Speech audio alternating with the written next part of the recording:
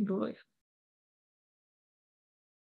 Oke, ini saya singgung sedikit mengenai tugas di minggu yang kemarin. Saya share screen dulu. Minggu yang lalu saya sudah bahas sedikit mengenai tugas ya teman-teman, dan memang tugas ini itu nantinya memang saya mau buat nantinya itu bahwa teman-teman bukan cuma berlatih menggunakan metode data mining, tapi juga bagaimana nanti bisa memberikan solusi ya nanti itu, ataupun mungkin bukan solusi sih, saya menyebutnya lebih ke alternatif solusi gitu ya teman-teman. Nah, nanti untuk solusi ini memang untuk masalah yang mau saya nanti untuk studi kasusnya ada 3. Kemarin sudah saya berikan prefer ya. Nanti silakan dibentuk kelompoknya mulai minggu ini ya teman-teman, monggo. Nanti silakan saya akan berikan informasi nanti malam mungkin atau besok ya kalau nggak sempat. Jadi nanti ini mungkin buat yang sudah masuk ke Zoom dulu. Jadi untuk tugas nanti saya akan mengambil 3 studi kasus.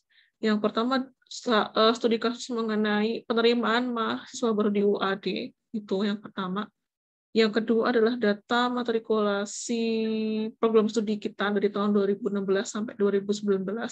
Sama yang terakhir adalah data UMKM ya. Nanti ini memang harus bekerja sama atau mungkin izin ya teman-teman itu ke Dinas Koperasi atau UMKM di sekitar teman-teman. Kalau bukan di Jogja ya monggo di sekitar teman-teman yang di kota teman-teman ada nggak dinas ini, nanti silakan masukin. Kalau di Jogja ya monggo masukin aja ke dinas ini nanti gitu ya. Dan ini sudah saya bagi nanti untuk tugas yang data PMB ini saya merencanakan maksimal ada 2 kelompok yang mengambil topik ini. Kemudian yang data matrikulasi ini juga ada 2 kelompok, yang data UMKM ini 3 kelompok.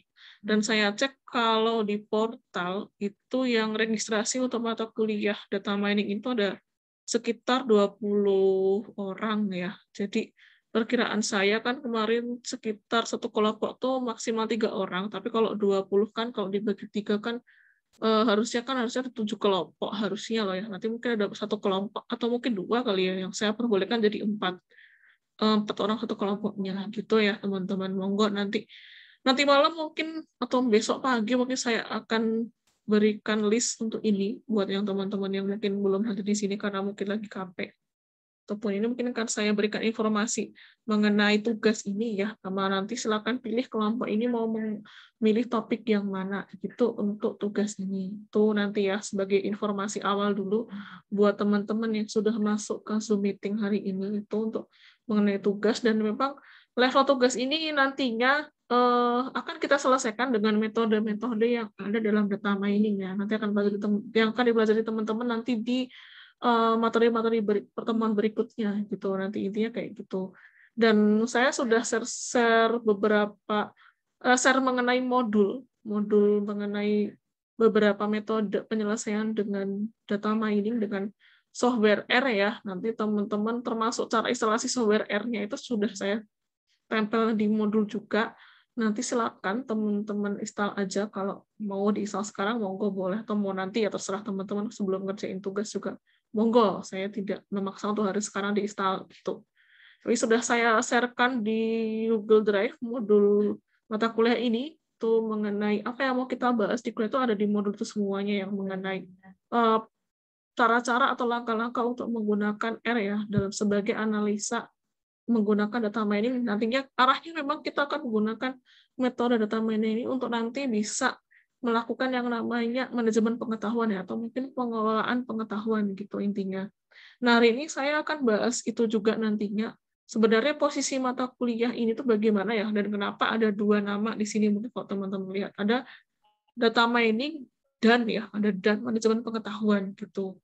Nah, ini mungkin akan saya bahas hari ini mengenai itu. Saya masuk ke materi itu hari ini.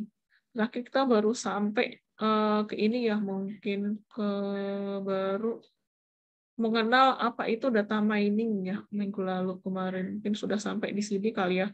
Kita udah masuk ke era-era ekonomi, udah masuk ke karakteristik era industri sama era pengetahuan ya. Ini materinya sudah saya masukkan di Google Drive, silakan teman-teman cek.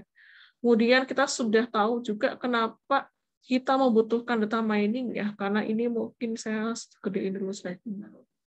Oke, jadi kalau kita lihat sebenarnya kenapa kita membutuhkan data mining? Kenapa sih kita perlu melakukan yang namanya penambangan data? Jadi data mining kan kalau kita bahasakan ke bahasa kita kan nanti maknanya kan penambangan data ya. Karena memang sekarang kita itu sudah berada pada era yang disebut sebagai era informasi seperti itu.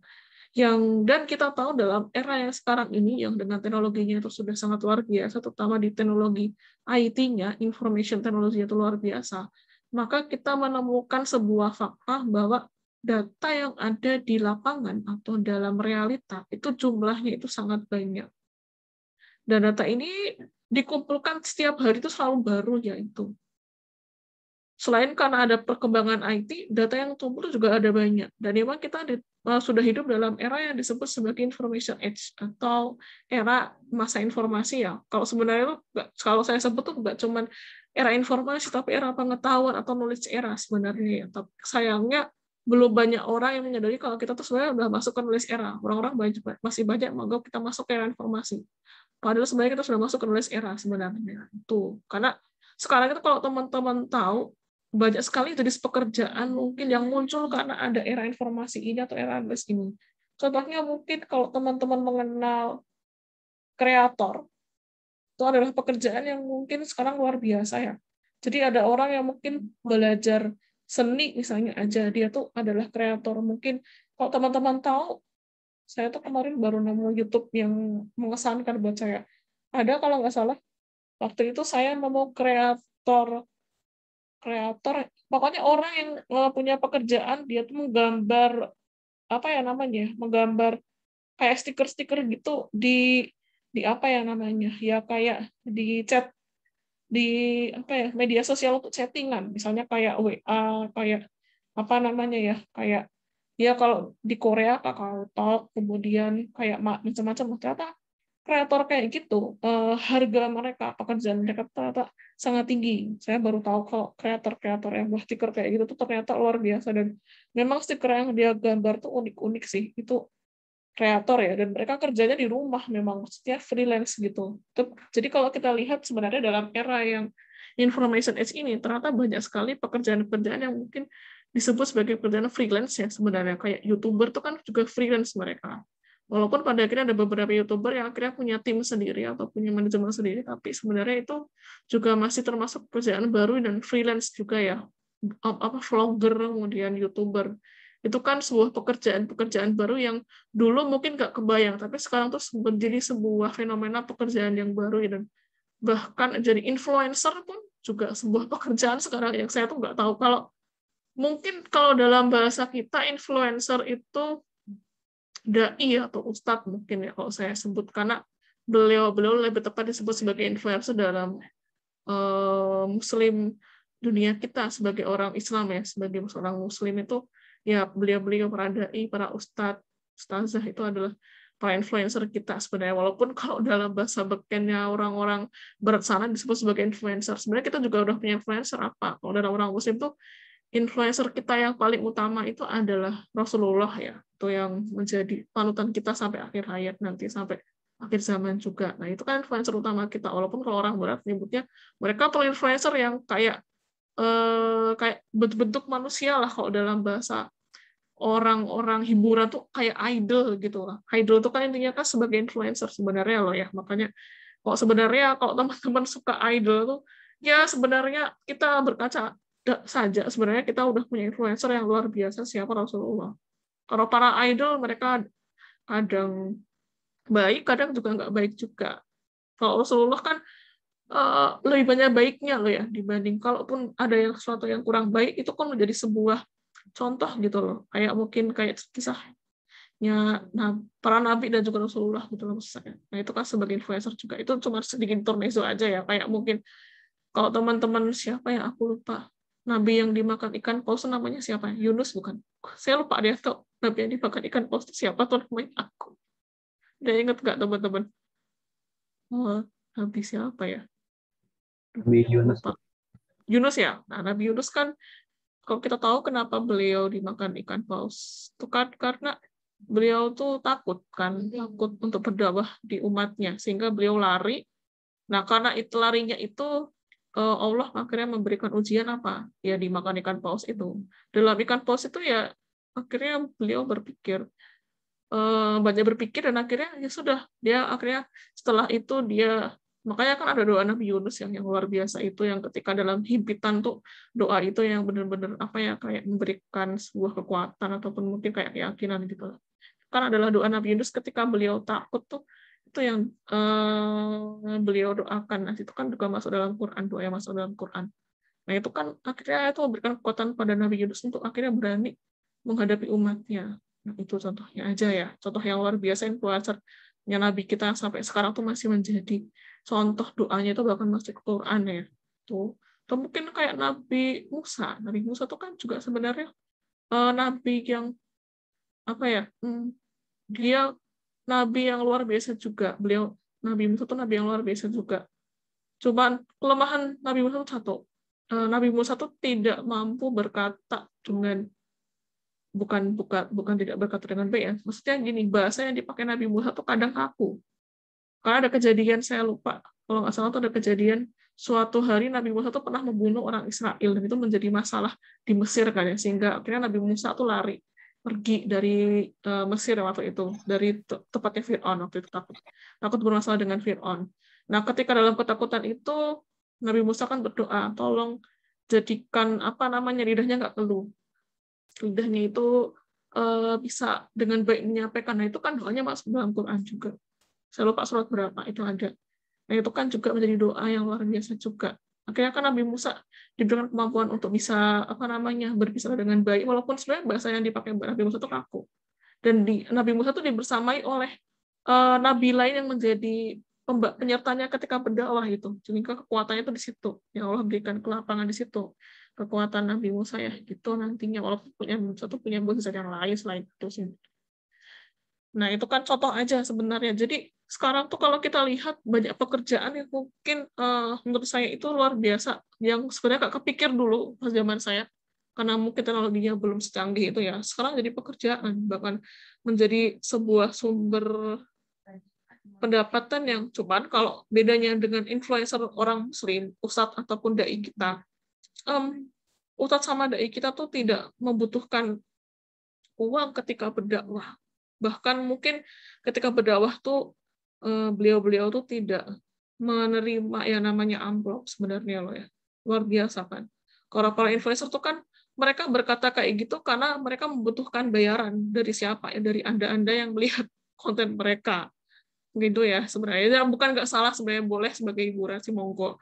Cuman ya jangan jangan terlalu berlebihan lah sebenarnya, karena berlebihan tuh nggak bagus. Cuman kalau diambil baiknya monggo, buruknya ya jangan diambil lah gitu, karena saya melihat banyak kejadian influencer tuh yang terkena ya tersandung lah ya, baik influencer yang besar maupun yang mungkin yang besar, udah mulai besar tuh yang punya banyak masalah biasanya loh ya, itu yang terjadi ya. Karena kalau mau berdakwah itu, kalau dalam tatanan ajaran kita, menjadi seorang pendakwah tuh bukanlah pekerjaan ya. Jadi ustadz tuh bukanlah pekerjaan. Kalau jadi pekerjaan, itu nanti kita sudah mendekati yang namanya tuh dunia tanda-tanda kiamat lah sebenarnya. Itu kontekstualnya ya sebenarnya.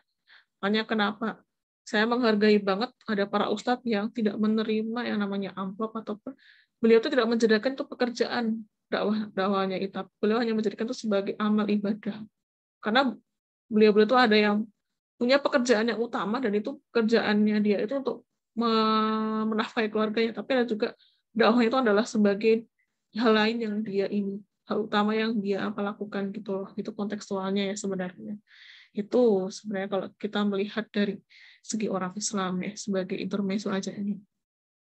Oke, jadi itu sebenarnya muncul kebutuhannya, kemudian sehingga karena punya banyak data ini, maka kita membutuhkan analisa ya nantinya. Dan analisa ini butuh alat atau tools yang tepat nantinya untuk menganalisa sejumlah data yang banyak ini. Kalau sebenarnya jumlah data yang ada itu, saya rasa sekarang itu macam-macam ya. Kita bisa menemukan banyak data, sudah saya jelaskan di minggu yang lalu. Apalagi kalau kita melihat dari generasi data sekarang, evolusinya. Nah, sekarang kalau kita lihat di sini ada berbagai media sosial yang banyak bisa dipakai untuk mengambil data ya. Cuman kita punya banyak data, hanya saja kita miskin informasi. Itu yang menjadikan kenapa kita itu sudah masuk era informasi, tapi nggak mendapatkan apa-apa. Karena apa? Datanya nggak banyak yang diolah, informasi itu. Itu yang terjadi ya. Bahkan mungkin kalau di dalam layar ini ada beberapa media sosial yang sudah mati ya, kayak pet. Yang sebelah sini ada pet. Ini kan pet ya. Yang ini kan sudah ada, nggak ada lagi kan, dari yang pakai lagi mati. Oh, nggak tahu nih kalau Blogspot masih hidup atau enggak dan sebagainya lah ya. Ada yang masih hidup, ada yang hilang kan kontekstualnya. Kita punya banyak data tapi kita miskin informasi itu. Maka sehingga PR berikutnya apa? Nah, PR adalah bagaimana kita menganalisa data. Nah, untuk menganalisa data itu kita menggunakan data mining, teman-teman. Itu kontekstualnya ya. Nah, kemudian apa itu data mining? Minggu kemarin udah saya bahas sedikit. Sebenarnya data mining itu kalau dari referensi yang ada dari beberapa buku yang saya baca, data mining itu adalah proses untuk menemukan pola dan pengetahuan yang menarik dari sejumlah data yang besar. Jadi memang kalau teman-teman mau menggunakan data mining atau memakai metode data mining, itu tujuannya adalah kita mencari pola dan mencari pengetahuan yang bisa menarik ya, atau interesting lah. Nah, kalau interesting itu berarti memberikan sebuah apa ya namanya ya, kayak apa ya, getaran lah, ataupun bahasa apa ya, kalau getaran tuh kayaknya terlalu ini banget deh ya, pokoknya kayak memantik sebuah rasa pengen tahu itu dari data yang jumlahnya sangat besar. Kita nggak berbicara cuma 10 data ataupun 20 data, tapi itu bisa sampai ribuan, bahkan ratus ribuan sampai jutaan data. Itu yang ada dalam data mining, teman-teman. Ya, di mana sumber datanya itu? Kita bisa dapatkan dari database yang pertama, yang paling dekat. Atau data warehouse, gudang data. Nah, kalau gudang data itu adalah isinya tuh semua database ya. Itu. Atau website, atau tempat penyimpanan data yang lain yang bisa kita temukan. Karena ada macam-macam kalau kita mengenal tempat penyimpanan data yang nggak cuma database. Database itu kecilnya doang. Itu. Tapi kalau sampai ke data warehouse itu cukup besar, atau mungkin lebih dari warehouse mungkin ya, itu adalah yang luar biasa lagi. Itu konteksnya, jadi sumber data makin banyak, teman-teman. Nah, data yang bisa kita tambah tuh macam-macam nih. Ada dari database, warehouse, atau data yang lain ya nantinya. Sehingga nantinya tujuannya kenapa kita perlu menambang data sih? Kenapa kita perlu menambang data? Gunanya tuh buat apa sih? Nah, ini ada hubungan dengan konteks di manajemen pengetahuan sebenarnya. Karena memang data mining yang mau saya bawa dalam mata kuliah itu adalah data mining yang menuju ke manajemen pengetahuan. Di mana dalam manajemen pengetahuan ini ada satu tahapan yang penting banget yang ditinggalkan oleh orang-orang yang ahli di bidang manajemen pengetahuan. Apa itu? Yaitu disebut sebagai tahapan knowledge discovery. Nah, kalau dalam para ahli atau knowledge expert atau para ahli pengetahuan, mereka itu menganggap sebenarnya tahapan yang utama itu, yang paling awal itu adalah disebut sebagai tahapan knowledge discovery atau menemukan yang namanya pengetahuan dulu. Nah, kalau dalam bahasanya orang manajemen pengetahuan disebut sebagai knowledge discovery gitu loh. Nah, di mana knowledge discovery ini itu kita ambil dari mana? Data sebenarnya. Nanti kenapa itu bisa berhubungan dengan data, tahapan discovery pengetahuan ini nanti kan saya jelaskan di belakang. Dan sehingga untuk mendiscover pengetahuan ini kita membutuhkan yang namanya metode yang disebut sebagai data mining gitu. Sehingga data mining ini berfungsi penting dalam tahapan dalam manajemen pengetahuan. Atau kalau bahasa bekerja disebut sebagai knowledge management ya, teman-teman. Itu intinya. Itu sih. Nah, kalau saya masuk ke dalam tahapan, kenapa pengetahuan itu atau data itu bisa menjadi yang namanya pengetahuan? Ini tahapannya sebenarnya. Nanti mungkin kita akan belajar di pertemuan berikutnya, tapi saya cuma bahas sedikit. Jadi, ketika teman-teman punya database di sini, ini database ya, itu nanti akan melewati tahapan tertentu sampai khusus sampai bisa menjadi yang namanya pengetahuan. Nah, pengetahuan itu menjadi apa? Ini menjadi emasnya nanti. Karena kan kalau kita nambangkan tujuannya untuk mendapat apa? Misalnya kalau teman-teman punya tambang emas, atau mungkin kalau Freeport punya tambang emas ya, tujuannya kan untuk mengambil emasnya dari, kalau mau menambang emas itu kan, emas itu di mana sih? Di bawah tanah sana. Di bawah tanah campur sama berbagai jenis tanah, teman-teman tahu. Nah, berapa banyak persentase antara emas sama tanah itu, mungkin lebih banyak tanahnya dibanding emas. Tapi orang masih cari emas ya teman-teman, karena apa? Harganya luar biasa, value-nya sangat tinggi. Sama, posisi pengetahuan atau nulis dalam metode data mining itu adalah seperti itu, seperti emas itu, makanya disebut sebagai metode data mining-nya atau penambangan data sebenarnya teman-teman. Nah, untuk bisa menjadi pengetahuan ini sebenarnya sama lewat tahapan juga. Nah, tahapan ini bisa teman-teman baca. Yang pertama adalah disebut tahapan cleaning and integration, kebersihan data dan juga integrasi data. Nah, nanti diintegrasikan masuk ke dalam warehouse. Nah, setelah masuk ke sini itu akan jadi masuk ke tahapan selection and transformation. Baru nanti menggunakan data mining kita cari nanti pola dan juga pengetahuannya itu ada apa aja, kita evaluasi, kita tampilkan nantinya, kita presentasikan. Nah, itu dapat yang namanya pengetahuan ini, yang punya nilai. Siapa yang bakal memakai pengetahuan ini? Ya orang yang bakal memakai, atau disebut sebagai decision maker, atau orang yang mengambil keputusan biasanya yang memerlukan itu. Itu penting. Karena sekarang ketika mau mengambil yang namanya keputusan, dalam dunia yang sekarang sangat kompleks dan fleksibel itu, kita membutuhkan namanya pengetahuan teman-teman. Itu yang mungkin untuk mengambil sebuah keputusan, kita mau mengambil strategi apa besok. Nah, itu banyak orang yang mulai menggunakan konteks ini. Karena apa? Kalau mereka hanya menggunakan data-data yang biasa aja, atau data yang ada, ataupun tidak menggunakan data sama sekali, ternyata keputusan yang diambil itu salah. Banyak yang tidak bisa, tidak sesuai dengan kondisi yang realitanya. Itu terjadi. Ataupun mungkin malah membuat masalah yang baru ketika dia kayak gitu. Nah, sehingga apa yang dilakukan? Ya, kita berusaha menambang data yang kita punya, supaya nanti keputusan diambil oleh para orang-orang decision maker ini itu bisa lebih layak untuk diaplikasikan. Itu yang jadi masalah sekarang. Karena kita tahu, mungkin kalau teman-teman mengambil kuliah APSI di semester lalu kan udah dijelaskan di kelas ya, bahwa kita menghadapi lingkungan yang constantly changing. Kita menghadapi lingkungan yang selalu terus berubah. Itu yang menjadi fakta yang kita punya. Contohnya yang paling jelas dalam 5 tahun atau 6 tahun terakhir kita melihat bahwa industri transportasi yang konvensional dimasuki oleh sebuah aplikasi yang namanya Gojek maupun Grab maupun Uber. Yang aplikasi ini merubah tatanan dalam transportasi konvensional. Ya kan ya, kalau kita lihat adanya Gojek, Grab itu mengubah bentuk moda transportasi yang awalnya itu dia konvensional yang lama menjadi model yang baru online. Dan ternyata banyak orang yang memakainya, teman-teman itu. Nah, kita bisa melihat Bluebird, taksi sebesar Bluebird. Mereka ketika ada Gojek masuk, nah mereka luar biasa sangat tertekan. Yang Bluebird awalnya brand value-nya itu sampai 100 juta atau berapa ratus juta. Saya sebelum ada Gojek. Ketika Gojek masuk, brand value-nya Bluebird itu turun jadi 30 juta, teman-teman. Bayangkan, yang awalnya dia berharga 100 sampai 150 juta, tuh ketika Gojek masuk ke dalam modal transportasi, memasuki moda transportasi atau industri transportasi itu, Bluebird turun harganya jadi 30 juta. Sekarang saya nggak tahu sekarang harga brandnya Bluebird berapa. Mungkin sekarang melebur dia atau bersatu dengan aplikasi Gojek. Ya, setahu seingat saya itu. Nah, sehingga inilah yang menjadi salah satu trigger yang utama di dalam konteks kalau kita melihat yang namanya Kalau kita melihat yang namanya sebuah industri, itulah yang terjadi, teman-teman. Gitu.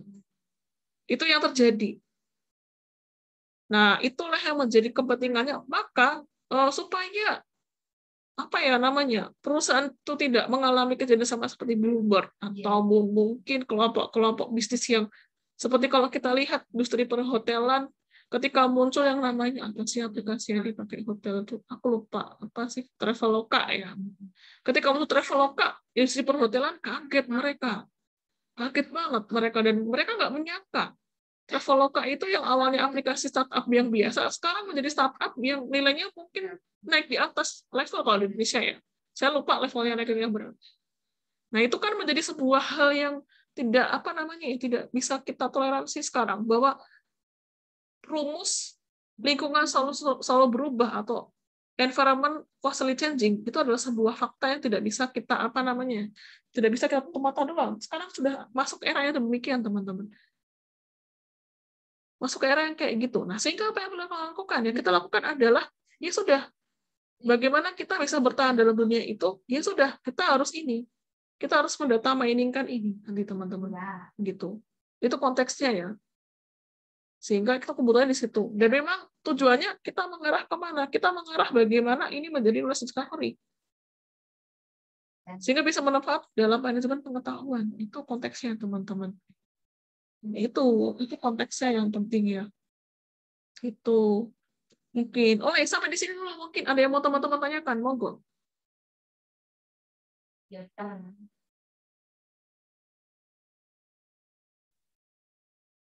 Ada yang mau ditanyakan, monggo silakan sampai di sini dulu aja, biar nggak kaget teman-teman. Tapi maaf kalau ini ramai ya, saya lagi di kampus nih, betul sedang ada pendadaran yang lain. Monggo. Iya, silakan. Gimana monggo Fikri? Berarti data mining ini sebenarnya kita nih menggali informasi apa yang diminatin sama mungkin kalau dari aplikasi sama usernya gitu. Oke, ini kita nggak melihat dari user saja, tapi sebenarnya kita melihat yang terjadi dalam realita itu apa sebenarnya ya, itu intinya. Jadi kita memetakan apa yang terjadi dalam dunia nyata gitu. Intinya kayak gitu, bukan berbasis pada pandangan user. Ataupun sebenarnya memang kita berbasis pada bukan user ya, kalau saya nyebutnya lebih tepat decision maker atau pengambil keputusan di organisasi itu konteksnya. Karena memang intinya kalau kita menggunakan manajemen pengetahuan itu nantinya akan banyak berguna untuk mengambil keputusan nanti pengetahuannya itu. Itu konteks soal tujuan akhir itu sampai di situ sebenarnya lah tujuan akhirnya. Cuman kita belum sampai ke situ nanti belajarnya untuk ini. Tapi kita baru berusaha mencari discover pengetahuan dulu. Karena dengan discover pengetahuan ini kita bisa mendapatkan satu pengetahuan yang penting mungkin yang dilupakan sama para pengambil keputusan gitu konteksnya teman-teman. Contohnya kayak Bluebird. Karena mereka berada pada lingkungan yang mereka tuh kalau Bluebird yang teman-teman tahu 7 tahun yang lalu Bluebird itu adalah taksi nomor 1 di Jakarta sama Bandung. Taksi yang paling bagus lah intinya. Udah mereka mobilnya bagus, armadanya bagus, supirnya jujur. Pokoknya paling bagus lah harganya. Argonya juga harganya tuh standar lah. Nggak mahal banget, nggak murah-murah. Apa tuh yang standar nggak mahal banget lah kayak gitu. Kayak itu mereka tuh sudah punya SOP yang bagus. Nah mereka pun ketika ada Gojek itu, mereka nggak nyangka ternyata dan luar biasa banget fenomenalnya sehingga mereka tertinggal.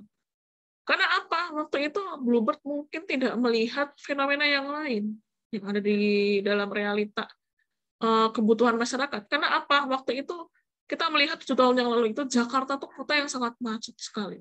Bandung pun juga. Jadi kalau teman-teman tahu 3 kota tercrowded di Indonesia itu adalah pertama Jakarta, 2 Surabaya, 3 Bandung. 3 kota itulah yang paling tercrowded. Nah, kalau teman-teman tinggal di kota-kota itu, wah bener-bener stresnya luar biasa banget teman-teman. Apalagi kalau tinggal di Jakarta, wah saya udah bener-bener ngerasain tuh mau masuk ke kota Jakartanya aja itu dari tol sampai masuk ke kotanya itu. Kalau teman-teman berangkat ke kantor pukul dari rumah, misalnya rumahnya di Cikampek misalnya aja ya, mau berangkat ke situ, teman-teman berangkat jam 5 pagi itu, mungkin sampai di kantor tuh mungkin jam 8 pas kali ya. Mungkin jam setengah 8.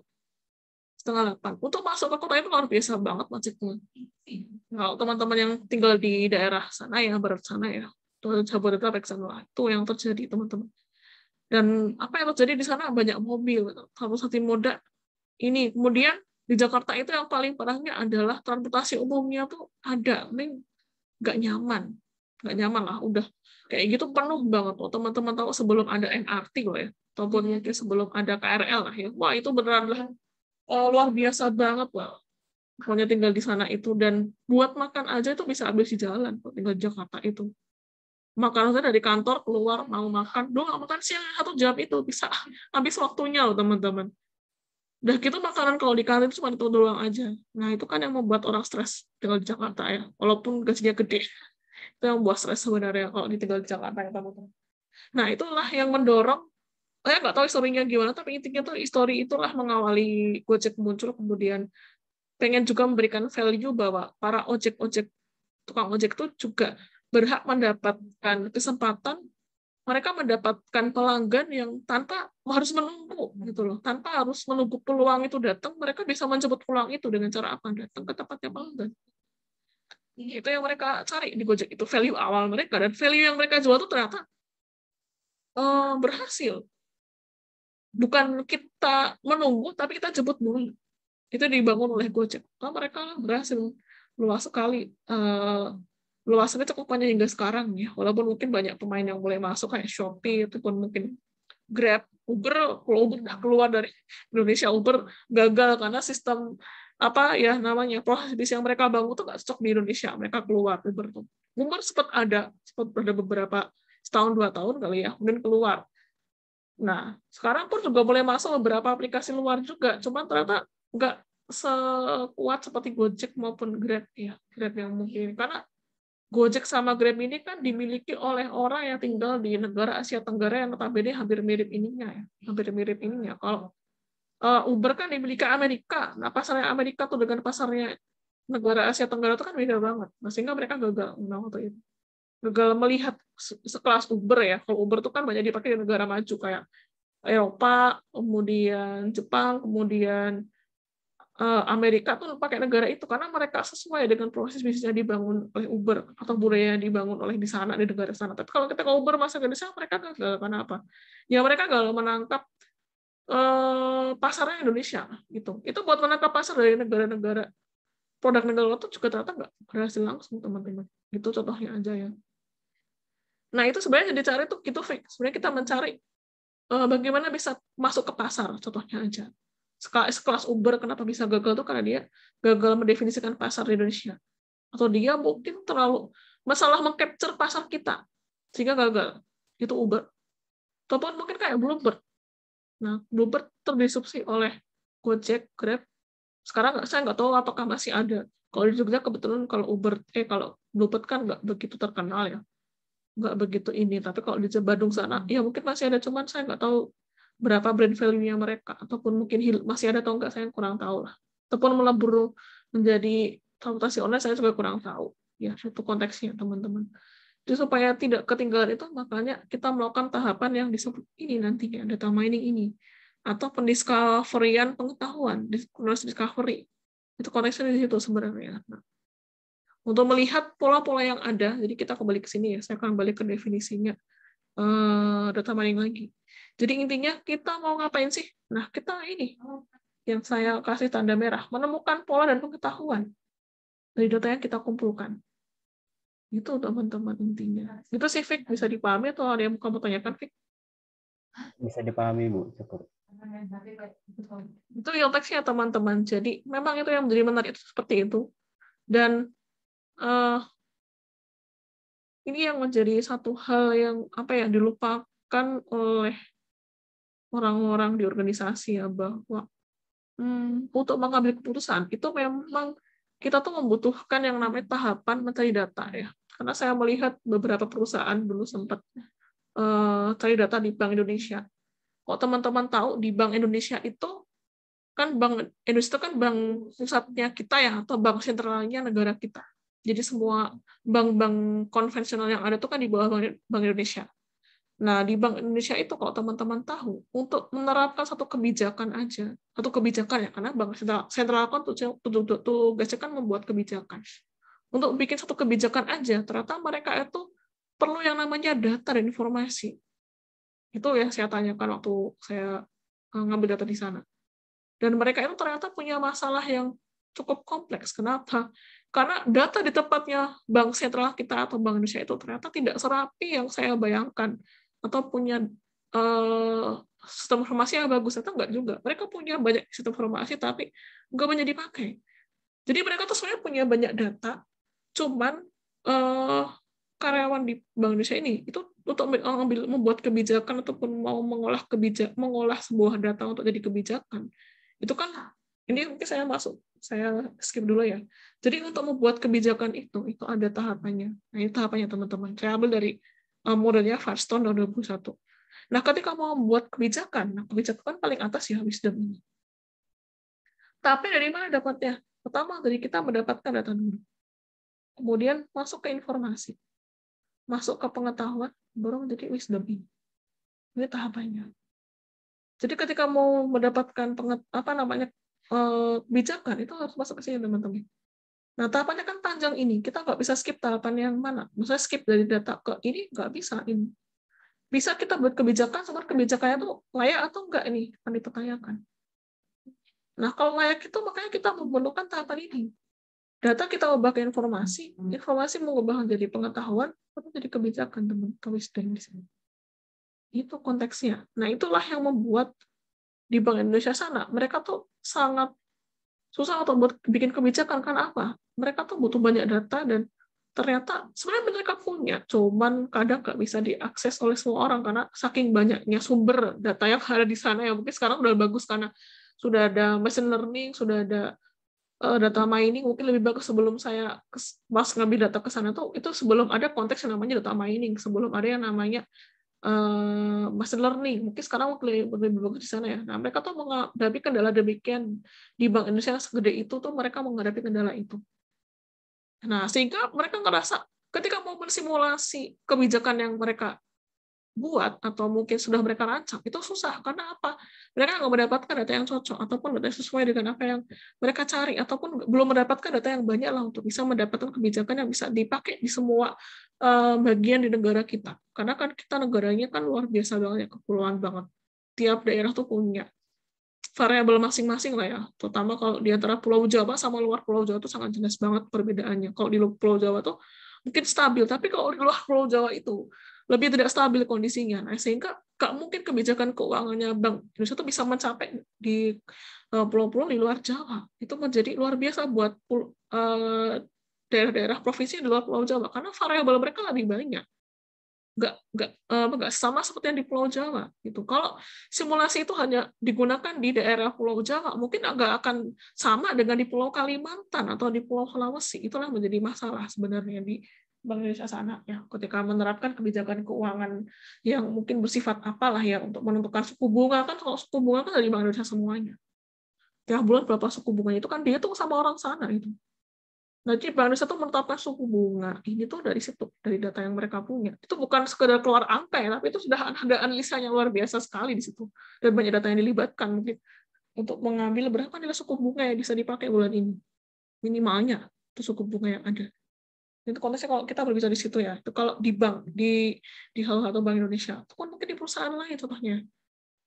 Kayak mungkin PLN kalau saya berbicara.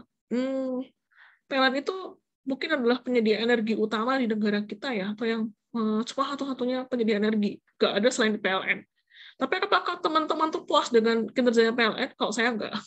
Karena sering kadang mati lampu kan ya, ataupun mungkin dayanya itu kecil banget, ataupun mahal dia biayanya. Padahal kita tuh negara yang katanya energinya luar biasa. Tapi kok harganya mahal? Kita mendapatkan harga yang mahal dari energi yang kita punya. Itu yang menjadi sebuah pertanyaan. Nah, itu yang terjadi. Kenapa itu terjadi? Ya karena PLN itu, kalau saya cerita, karena mereka tidak ada pesaing sebenarnya. Kan dia monopoli. Karena dia nggak punya pesaing, dia monopoli. Kebiasaannya dia adalah data mining. Karena dia monopoli, jadi akhirnya apa lingkungannya? Ya dia nggak usah berkembang kalau monopoli itu. Dia udah punya pasar, dan dijamin pasarnya kalau monopoli itu. Cuma jeleknya monopoli itu apa? Ketika tidak ada kompetisi di situ, dia stuck di situ aja. Yaitu dalam wilayah PLN. Jika teman-teman jangan berharap PLN itu punya layanan lebih baik, karena mereka monopoli. Itu konteksnya. Ya, sebenarnya. Tekstualnya kalau melihat. Berarti kita harus membuat PLN punya kompetitor, Bu. Ya, itu perlu kita pikirkan juga. Kalau kompetitornya dari luar Indonesia, jangan sampai negara kita tuh energinya tuh dijajah sama negara lain juga. Karena kita negara yang energinya paling besar. Kalau teman-teman tahu negara kita, itu energinya tuh nggak cuma dari minyak ya, ataupun tambang. Kalau teman-teman tahu, kita tuh punya potensi geotermal tuh paling besar sedunia, nomor berapa gitu rankingnya, saya lupa. Terutama di Pulau Jawa tuh sumber-sumber panas buminya ini luar biasa. Panas bumi itu apa? Itu energi yang diambil dari inti bumi, ataupun dari tanah ya, ambil dari tanah. Itu berapa ya? Pokoknya gede lah intinya kayak gitu. Karena kita kan di area negara yang ring of fire. Geografisnya itu geografis yang apa ya, dekat dengan banyak kayak apa ya, Karena kita kan negara yang di laut Ring of Fire lah. Silakan teman-teman cari apa di negara yang Ring of Fire, ada yang kena kena patahan-patahan dari benua-benua besar dari histori pembentukan bumi kayak gitu. Karena dari Ring of Fire itu kita punya banyak sumber energi, terutama dari panas bumi. Kalau angin banyak juga. Cahaya ataupun mungkin solar ataupun cahaya matahari kita kena 12 bulan, 1 tahun 12 bulan itu kita mau mendapatkan matahari yang lebih dan cukup dibandingkan negara-negara yang punya 4 musim. Nah, sehingga sumber energi mana yang tidak kita punya sebenarnya, kita punya gede, tapi kok kita tidak mendapatkan yang cukup gitu loh. Bahkan sering ada mungkin di luar Jawa tuh mati lampu. Ataupun di Pulau Jawa tuh kadang mati lampu ya, masih ada mati lampu di kita. Kalau di luar Jawa 12 jam bisa mati lampu. Padahal kita punya energi yang lebih. Kemana itu energi ini? Nah, itu dipertanyakan toh. Nah, itulah yang kita tanyakan teman-teman. Kondisinya, ya. Ya, ini yang menjadi Ini yang menjadi hal yang saya soroti karena apa? Banyak sekali perusahaan-perusahaan besar di negara kita itu BUMN, luas yang BUMN sekalipun tuh masih belum mampu melakukan kebijakan yang sebaik itu. Karena apa? Mereka tuh belum mendapatkan data. Mereka udah punya data, tapi untuk mengolah jadi kebijakan, mungkin minimal dari informasi aja masih sangat kurang banget ya sebenarnya kalau saya lihat. Waktu dulu, sekarang saya kurang tahu nih, saya belum update lagi ke perusahaan-perusahaan itu gimana. Tapi ketika saya observasi ke sana mengambil data untuk tesis saya, itu yang saya temukan di perusahaan-perusahaan itu. Menarik sekali ternyata. Oh, sekelas Bank Sentral Indonesia, mereka dalamnya kayak gitu. PLN yang merupakan BUMN yang banyak dicari oleh para pekerja-pekerja atau lowongan pekerja, dalamnya kayak gitu. Telkom yang luar biasa juga, dalamnya kayak gitu. Jadi saya ngerasa, sekelas perusahaan yang besar seperti itu masih punya masalah. Saya nggak tahu kalau perusahaan multinasional ya, kayak yang berbau Unilever, ataupun mungkin PNG, ataupun mungkin ya perusahaan tambang luar kayak ConocoPhillips, saya nggak tahu kalau itu ya, karena itu luar biasa mendapat izinnya ya buat masuk sampai ke top manajemennya, nggak sampai cuman lower atau middle management ya, sampai kayak gitu tuh, lah itu udah luar biasa teman-teman. Nah itu yang terjadi di organisasi yang ada.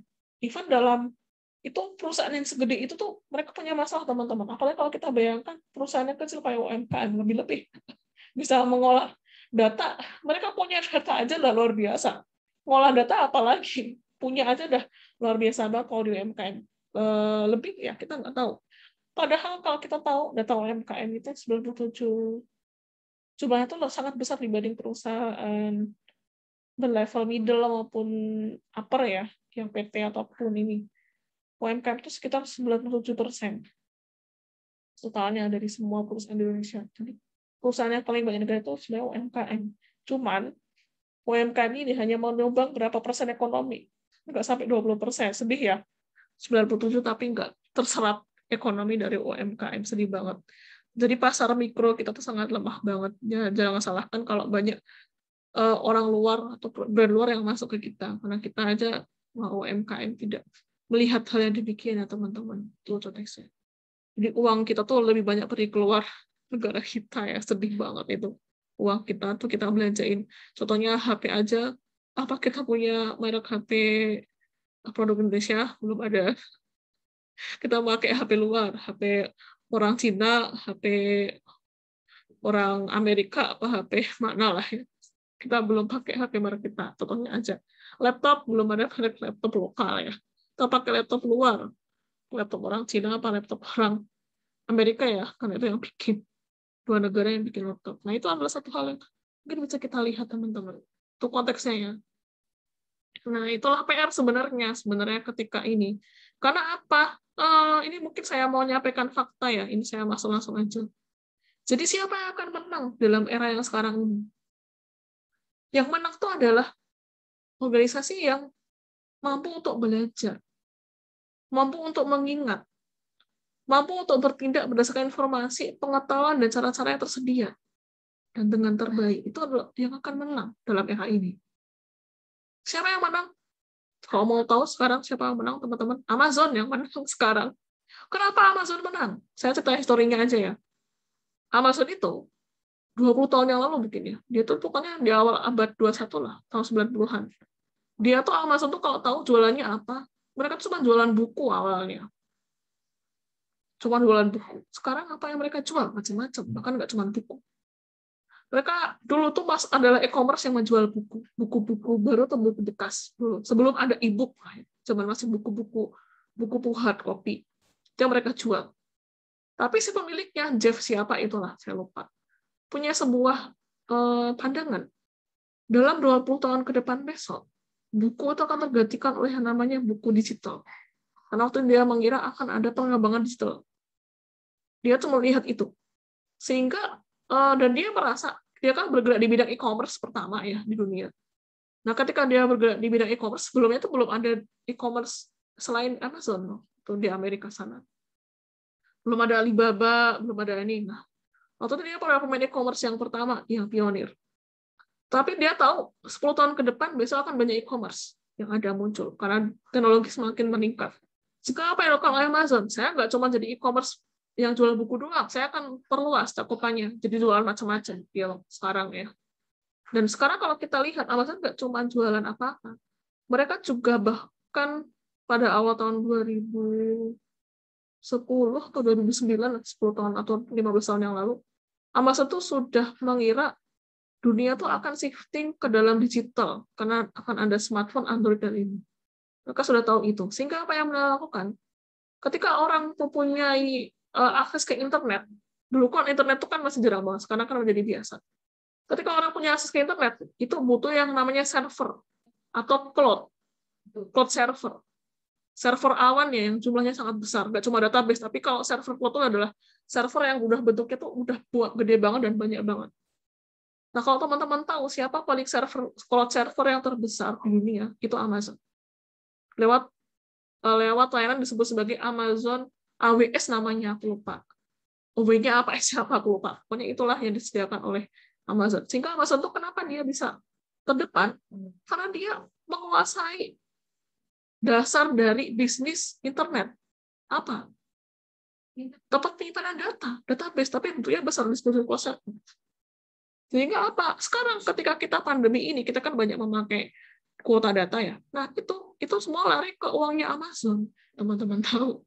Jadi kalau teman-teman lihat Amazon itu yang paling kaya ketika masa pandemi ini. Karena apa? Semua orang butuh yang namanya server. Semua orang butuh yang namanya data. Tempat penyimpanan data. Mereka paling kaya. Even Google pun yang menyediakan jasa. Google pun itu juga nyewa cloud servernya di Amazon. Kalau teman-teman tahu ya. Google tuh nggak punya server yang gede dia nyewa di Amazon. Yang punya gede itu siapa sedunia itu? Amazon yang punya. Mereka beli semua perusahaan-perusahaan menyediakan cloud server sehingga mereka besar sekarang. Dan terbukti itu keputusan si pemiliknya Amazon itu terbukti sekarang. Mereka besar sekarang, paling besar sedunia. Bahkan bisa sampai mengembangkan teknologi drone untuk layanan di e-commerce-nya mereka, teknologi robot-robot untuk menyediakan di warehouse-nya atau memberikan servis yang terbaik. Kuasai dulu basic dari ininya dulu, kebutuhan jasanya dulu. Itu yang mereka kuatkan. Sehingga sekarang mereka kaya. Mungkin paling kaya kali ya kalau saya cek dalam beberapa waktu pandemi ini dia yang pengambil uang, pengambil ini paling banyak. Gitu. Ya kenapa? Ya dia bisa bertindak sesuai dengan informasi yang mereka dapatkan. Bukan mereka tuh cuma meramal ya, tapi mereka memang memperkirakan, memprediksikan. Dan prediksi itu didapat dari mana? Data yang mereka punya. Mereka tuh punya kemampuan itu. Nanti ada anak yang menghayati scroll saya. Tapi kayak gitu teman-teman. Nah, itulah yang membuat ini. Bahkan Facebook sekalipun. Kenapa Facebook bisa berjalan? Padahal mungkin teman-teman di sini banyak yang nggak punya Facebook. Facebook itu dia bisa berjalan karena mereka punya bagian departemen data analytics di sana. Di akhirnya Facebook itu kan membeli WhatsApp, membeli Instagram. Ya jualan mereka dari situ, iklannya itu yang mereka lakukan. Mereka menganalisa kita sebagai punya akun itu di situ. Bahkan sampai sempat kemarin ada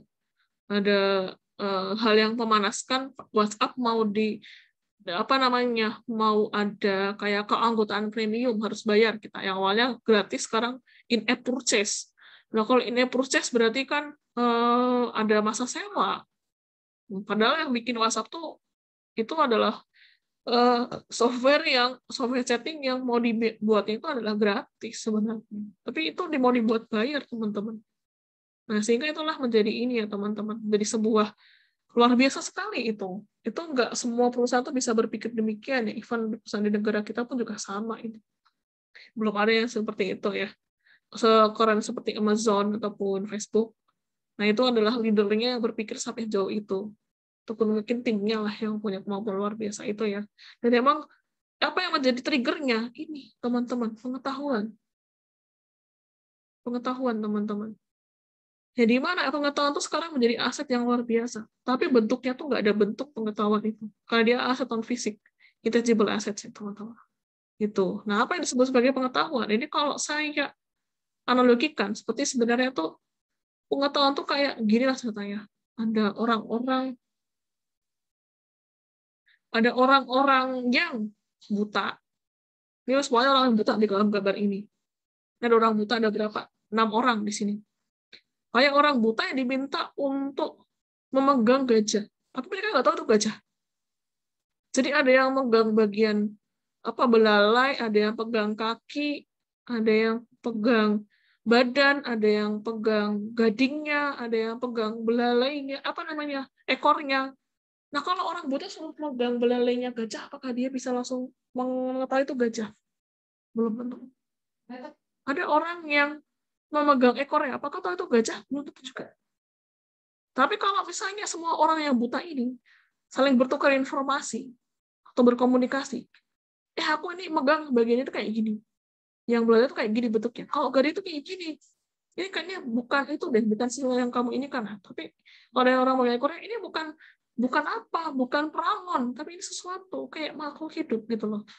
Nah, ketika informasi atau itu data ini akan saling terkoneksikan, maka nanti itu kita bisa mendapatkan namanya pengetahuan, teman-teman. Itu konteksnya di sini. Nah, jadi posisi kita sebenarnya kayak orang buta ini. Kayak orang buta yang diminta untuk pegang gajah ini. Tapi kita nggak tahu yang pegang itu gajah sebenarnya. Tapi mungkin makhluk apa sebenarnya. Itu adalah pengetahuan sebenarnya. Itu. Nah, itu yang kita sebenarnya bisa lihat ya. Pengetahuan itu kayak gitu. Nah, apa yang kita bisa anggap dari pengetahuan itu? Pengetahuan itu bisa digunakan, tapi nggak bisa kita konsumsi. Itu konteksnya. Jadi maksudnya apa? Kita bisa menggunakan pengetahuan, tapi nggak bisa kita jual itu. Maksudnya itu konteksnya. Susah buat dijual itu. Mahal. Nah, juga ketika kita sedang memberikan pengetahuan, kayak saya ini sedang merasa knowledge, itu tidak akan menyebabkan saya kehilangan pengetahuan. Itu bedanya. Jadi kalau saya sedang transfer pengetahuan, ini sekarang saya sedang melakukan yang namanya transfer pengetahuan ini. Saya tuh tidak, tapi ketika saya transfer pengetahuan ini, saya nggak akan kehilangan pengetahuan. Karena apa? Ya, saya nggak merasa rugi. Nggak akan rugi orang pengetahuan itu. Nah, kita tahu juga pengetahuan itu melimpah kalau ada ya. Kalau kita menjadi kemampuan, tapi kemampuan untuk bisa menggunakan itu kan. Nah, itu yang konteksnya, dan banyak organisasi yang belum bisa mengelola pengetahuan ini. Itu yang ada. Jarang banget ada yang ada. Nah, itu. Dan kita sudah masuk ke era yang bukan lagi era pekerja industri ya, teman-teman. Tapi era pekerja knowledge worker atau pekerja pengetahuan. Kenapa? Kalau teman-teman tahu, 50 tahun yang lalu atau 60 tahun, saya rasa tahun 1950-an lah. Dulu pada tahun 1950 itu semua pekerja dari negara-negara industri disebut sebagai industrial worker. Ya tugasnya apa? Mengubah input menjadi output. Itu definisi awal dari industrial engineer ya, teman-teman. Coba kalau teman-teman lihat berapa jumlah industrial worker yang ada sekarang yang mengubah input jadi output. Itu hanya sekitar 20% doang, teman-teman. Sisanya paling banyak menjadi apa? Menjadi knowledge worker. Makanya muncul pekerjaan yang sebagai YouTuber, kreator, influencer. Nah, itu adalah knowledge worker sebenarnya, teman-teman. Itu konteksnya. Kalau kita lihat pekerjaan-pekerjaan yang dulu notabene kita anggap mungkin nggak akan ada, sekarang ada. Itu knowledge worker yang muncul sekarang ini. Nah, itu kenapa ini bisa masuk knowledge worker? Ya karena kita melihat ada perubahan tuh karena butuhkan yang namanya kolaborasi, teman-teman. Gitu. Dengan kolaborasi ini ternyata apa? Itu bisa membuat lebih murah ternyata. Lebih murah dibandingkan kalau kita bukan menjadi seorang knowledge worker. Tuh. Karena kolaborasi ini tuh bisa apa? Membuat sumber daya itu bisa dihemat. Tanpa harus menyediakan sumber daya itu sendirian. Itu konteksnya kalau dengan kolaborasi. Itu membuat keuntungannya di situ, teman-teman. Itu konteksnya, maaf nih. Nggak bisa coret-coret. Ya, karena baterai ini kok habis gitu. Baterai habis. Tuh sih. Tapi kalau ternyata nggak bisa coret-coret. Saya nggak bawa baterai lagi. Saya jadi kampus. Oke, gitu ya. Itu konteksnya kayak gitu. Nah, siapa yang akan menang? Tadi selalu saya lakukan organisasi yang mampu belajar, mampu mengingat, mampu tidak berdasarkan informasi atau pengetahuan atau cara yang tersedia. Itu yang muncul, teman-teman. Nah, sekarang pemenangnya siapa? Sekarang Amazon. Aduh, cakepnya. Aduh dia. Aduh dia. Udah, ya. Nah, teman-teman bisa lihat kayak gitu. Konteksnya. Sekarang Amazon yang menang. Dulu 10 tahun yang lalu, mungkin 20 tahun yang lalu, siapa yang menang? Ford yang menang. Ford yang menang ya. Ford itu adalah industri otomotif kan. Ford yang menang. Sekarang Amazon. Mungkin sekarang otomotif akan naik lagi ya. Karena sekarang kan sedang booming lagi mobil listrik ya. Di negara-negara barat sana sama negara-negara maju. Itu sedang booming karena kita melihat environment lingkungan itu semakin rusak, banyak yang mengarah ke arah yang namanya mobil listrik. Nah, kalau teman-teman tahu apa merek mobil listrik yang sekarang terbaik di dunia, namanya Tesla. Sampai Tesla ini punya mobil yang bisa punya autopilot atau auto drive sendiri. Dan auto drive-nya tuh paling aman, safety-nya terbaik dengan standar yang ada di dunia. Teman-teman tahu, itu Tesla. Nah, Tesla ini akan maju nanti Tesla ini. Berikutnya adalah kalau dari produk Asia mana yang menang? Hyundai sekarang yang menang. Yang punya apalah Iconic atau Ioniq nama mobilnya itu aku lupa. Tapi kalau di barat Tesla, di Asia tuh Hyundai. Ya Ioniq itu atau Iconic aku lupa namanya mobil mereka apa. Nah ini akan menjadi fenomena nanti teman-teman. Ya di mana nggak cuma keluar mobil listrik tapi juga ada auto driver atau autopilot. Jadi kita kalau mau nyetir nggak mau capek, ya kita bisa setting auto driver dari mana ke mana. Dia bisa mengambil arah sesuai dengan di depan kita ada apa, mobil atau enggak, samping kita ada apa. Dan arahnya melewat jalan mana. Itu yang dia pakai dengan auto driver ini. Nah, itu yang menjadi ini, automation yang luar biasa. Kita lihat ya, teman-teman. Itu yang jadi menang. Nah, mungkin Tesla berikutnya yang bisa mengalahkan Ford maupun Toyota. Bisa jadi loh ya. Saya nggak tahu nih. Kalau auto driver sama apa lingkungannya menjadi yang dijual sama Tesla sebenarnya ya, kalau dia bergerak di mobil listrik. Pun banyak juga beberapa produk-produk mobil otomotif yang ada tuh sudah mulai mengarah ke mobil listrik. Cuma saya belum melihat Toyota apakah mau menuju ke sana. Hyundai yang sudah kelihatan produknya. Ini yang mulai maju Hyundai. Tapi Hyundai itu produknya kalau dibanding Tesla katanya sih yang udah nyoba lebih bagus Tesla. Nah, lebih gede Tesla katanya. Ya kan kalau orang kalian itu kan mobil Amerika, kan Amerika tuh pengennya mobil yang gede. Itu ya konteksnya. Itu kalau di sana teman-teman. Kalau bisa kita lihat ya. Nah, itulah yang menjadi salah satu hal yang bisa kita lihat dalam fenomena. Ya tinggal mungkin Toyota bisa jadi akan tinggal kenangan, kita nggak tahu. Kalau dia tidak memasuki segera pasar mobil listrik dalam jangka waktu dekat, mungkin dia akan dikalahkan oleh Hyundai. Itu kan mereknya Korea. Karena kita tahu Korea sama Jepang tuh saudara, tapi kayak musuhan juga. Negara sampingan, tapi kayak kita Malaysia dengan Indonesia lah ya, itu ya kayak gitu. Sama juga. Nah, itu ke negara yang sampingan tapi juga mereka saling inilah, saling nggak akur lah itu ya kayak gitu. Sebenarnya teman-teman. Nah, itulah yang sebenarnya yang ada dalam realita ya teman-teman. Siapa yang akan menang kita nggak tahu nantinya. Kalau Toyota tidak segera masuk ke pasar listrik, dia mungkin kalau di Jepang sana kayaknya sudah punya mobil listrik ya. Cuman mobil listrik itu ternyata kok nggak nggak apa ya, sebagus Hyundai kalau nggak salah. Sudah ada sebenarnya kalau nggak salah di Jepang sana mereka udah jual mobil listrik. Cuman kok fenomenalnya tuh nggak fenomenal Hyundai kalau saya lihat lah ya. Nah kalau mereka tidak segera melihat itu sebagai sebuah data ataupun sebuah pengetahuan yang mungkin mereka akan tertinggal dari Hyundai lah ya. Itu konteksnya kalau di dalam ini. Padahal produk mereka kayak Sony, kayak itu sudah terkalahkan, bukan terkalahkan ya, terturunkan oleh Samsung. Kalau kita lihat mana yang nggak pakai Samsung, tuh tanya aja ya teman-teman. Nah itulah bisa kita lihat dari segi ininya ya teman-teman. Jadi yang menggunakan pengetahuan tuh dia akan siap-siap untuk menang aja gitu. Itu yang penting. Ya, karena ini memang ada poin di sini teman-teman gitu. Nah, sehingga bisa kita lihat kalau dari definisinya apa sih disebut sebagai manajemen pengetahuan. Nah, ini kalau manajemen pengetahuan dari definisinya Dalkir tahun 2011 itu didefinisikan sebagai koordinasi yang dilakukan dengan hati-hati dan sistematis oleh ini elemennya ada manusia, ada teknologi, ada proses, ada organisasi yang di mana mereka bekerja sama untuk bisa menambahkan nilai-nilai. Dengan cara apa? Menggunakan kembali pengetahuan dan juga inovasi. Itu disebut sebagai manajemen pengetahuan. Sehingga kalau kita lihat sebenarnya manajemen pengetahuan ini kalau dikelola dengan baik, mungkin perusahaan itu akan mendapatkan inovasi yang luar biasa dan menjadi leader di bidangnya. Hanya saja tidak semua perusahaan menyadari hal itu. Itu jadi masalah. Karena apa? Ini adalah hal yang sangat susah untuk bisa dijangkau. Konsep ini. Saya melihat banyak perusahaan besar Indonesia yang mulai menerapkan manajemen pengetahuan dari awal tahun 2010 atau mungkin 2002 awal tahun 2000 lah ya.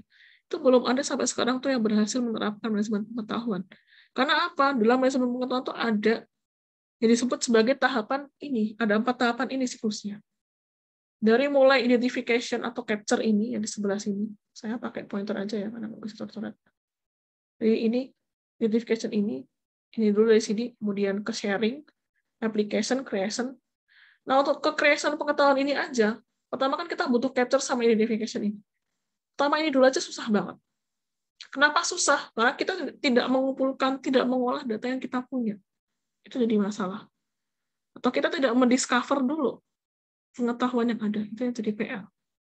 Sehingga bagaimana kita bisa menuju ke arah coordination ini untuk bisa berinovasi. Itu yang menjadi masalah, teman-teman.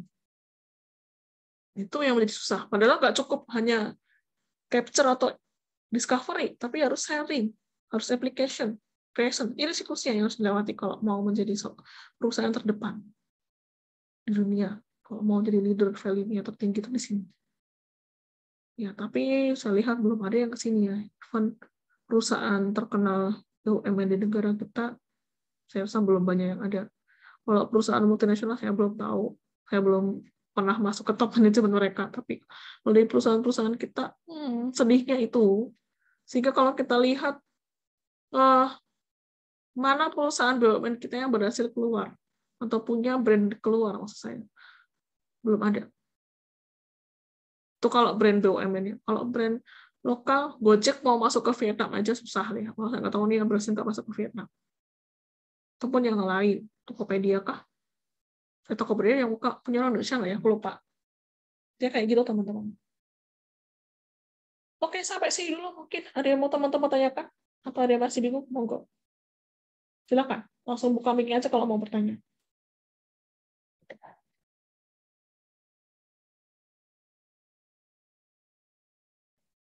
Ada yang mau bertanya? Monggo, silakan.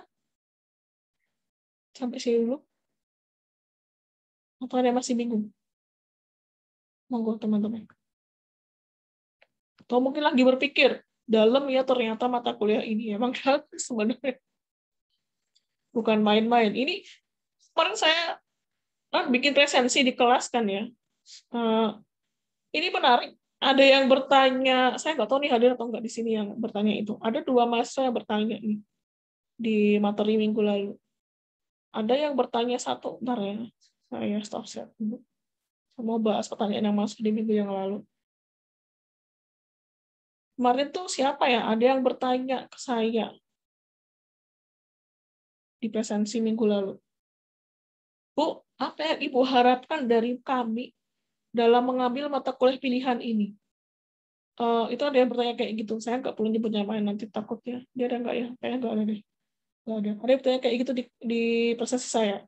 Saya akan bilang apa yang saya harapkan dari teman-teman mengambil mata kuliah ini.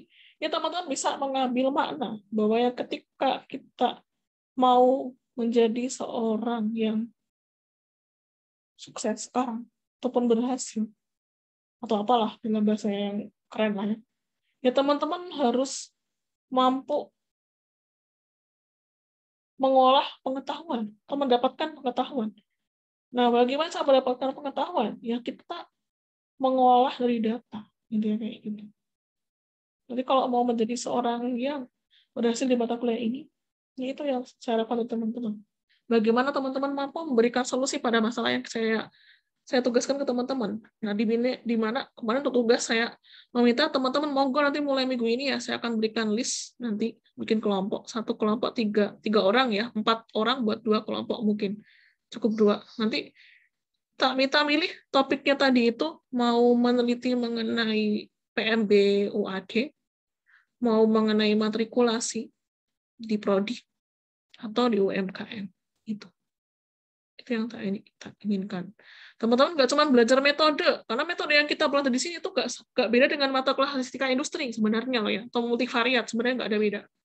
Yang bedakan tuh apa? Kita mengolahnya dengan metode yang berbeda, kita pakai software yang berbeda, itu aja. Kalau kontekstualnya sama intinya. Cuman yang data kita olah tuh nggak cuma 1-2 data. Kalau di dalam matematika industri mungkin 1-2 data aja, atau mungkin cuma 10 atau 30 data. Tapi kalau dalam data mining nggak cukup semua itu. Minimal harus ratusan. Ribuan lebih bagus, lebih menarik. Lebih banyak variabelnya, lebih menarik juga itu. Karena konteksnya kalau berbicara mengenai data mining, kita berhubungan dengan big data. Nah, kalau berhubungan dengan big data gimana? Datanya sangat besar, gede, banyak, teman-teman.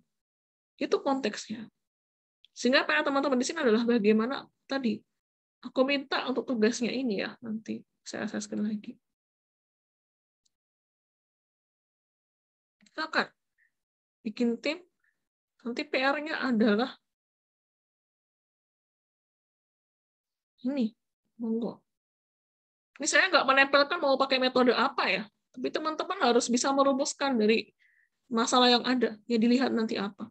PMBOAD itu datanya tuh ada apa aja, faktanya ada apa. Teman-teman cari nanti. Matrikulasi itu apa, UMKM nanti gimana, masalahnya apa. Kita akan cari nanti. Situ. Tapi yang saya inginkan adalah teman-teman bagaimana bisa merumuskan alternatif dari pengolahan informasi, minimal informasi lah, atau teman-teman menemukan pola apa di dalam data ini, sehingga bisa menjadi insight yang baru pada orang-orang yang nanti akan menggunakan data ini. Siapa yang akan menggunakan data PMB sama matrikulasi? Itu prodi. Kalau UMKM siapa? Ya mungkin pemerintah. Ataupun lembaga-lembaga yang mengurusi UMKM lah ya. Itu konteksnya, teman-teman. Ya, silakan nanti ini. Jadi nggak cuma belajar metode, Kak. Belajar metode gampang. Teman-teman nggak perlu ikut mata kuliah ini, tinggal ngambil aja kursus di luar bisa. Tapi kalau teman-teman ikut mata kuliah harus berbeda, harus mengolah data juga. Nah, itu konteksnya teman-teman. Gitu. Ya, itu aja mungkin dari tugas juga. Ada yang mau teman-teman tanyakan? Monggo, silakan open mic-nya atau mau chatting juga boleh ya, silakan.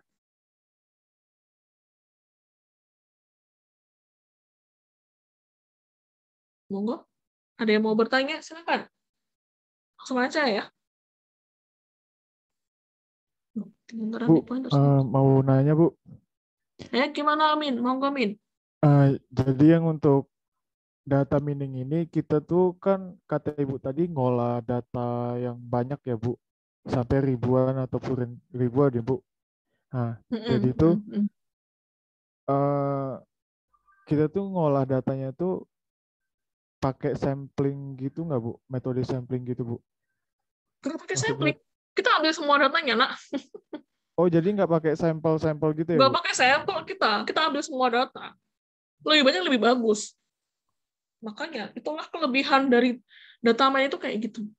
Ketika statistika memakai sampel, kita nggak perlu pakai sampel. Kita ambil populasi pun bisa lebih bagus. Sehingga apa? solusi yang bisa mungkin hasil yang didapat dari pengolahan tuh bisa lebih mendekati realita. Itu perbedaannya dengan statistika.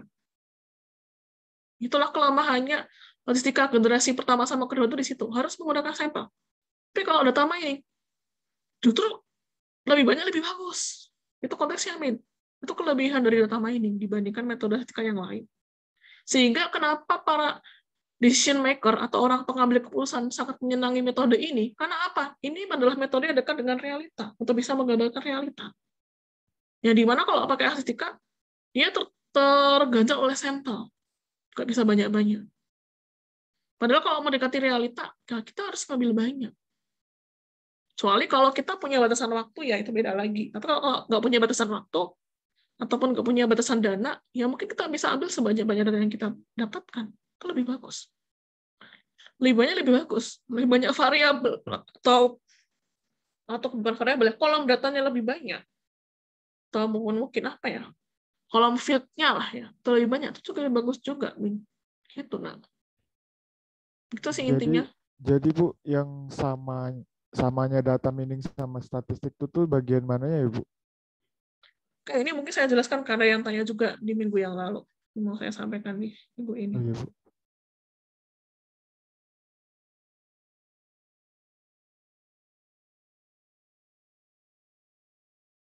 Oke, ini saya sabar sedikit mengenai ini sih, posisinya di mana dengan statistika.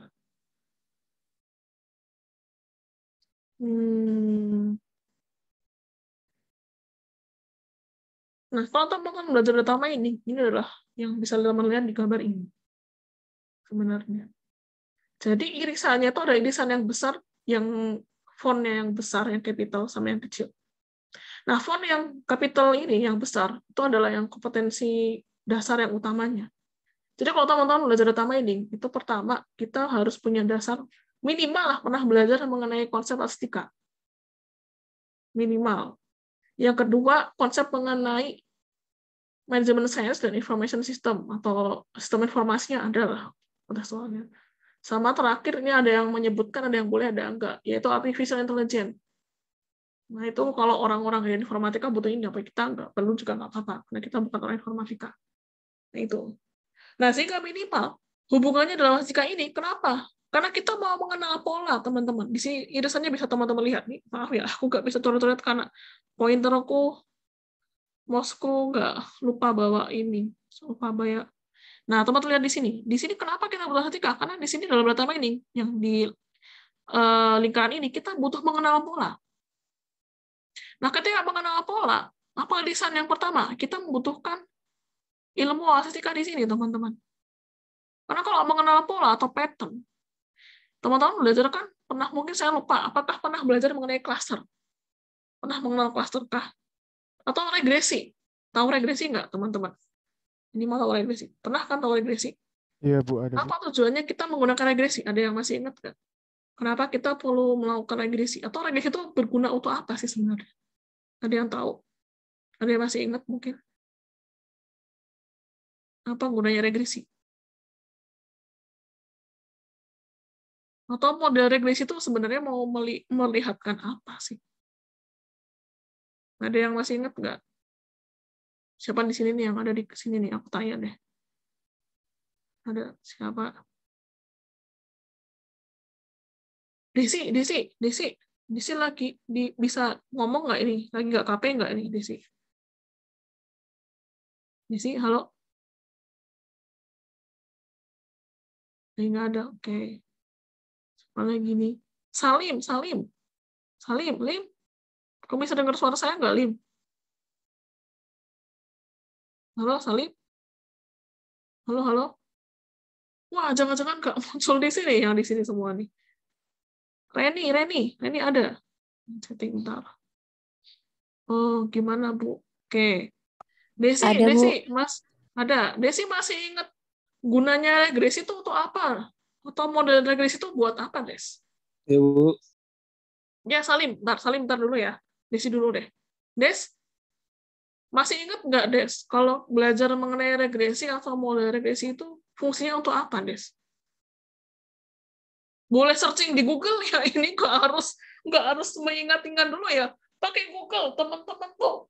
harus jadi anak yang jenius lah. Ini kan saya nggak tahu teman-teman yang ngapain. Cari di Google. Boleh baca. Aku tanya nih, Des, regresi itu modelnya untuk apa, Des? Boleh googling dulu.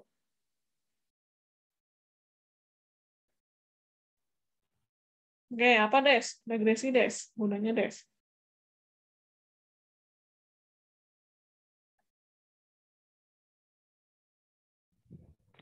Gimana Bu? Tadi putus-putus Bu. Regresi, nak. Regresi. Fungsinya regresi buat apa? Dengar nggak?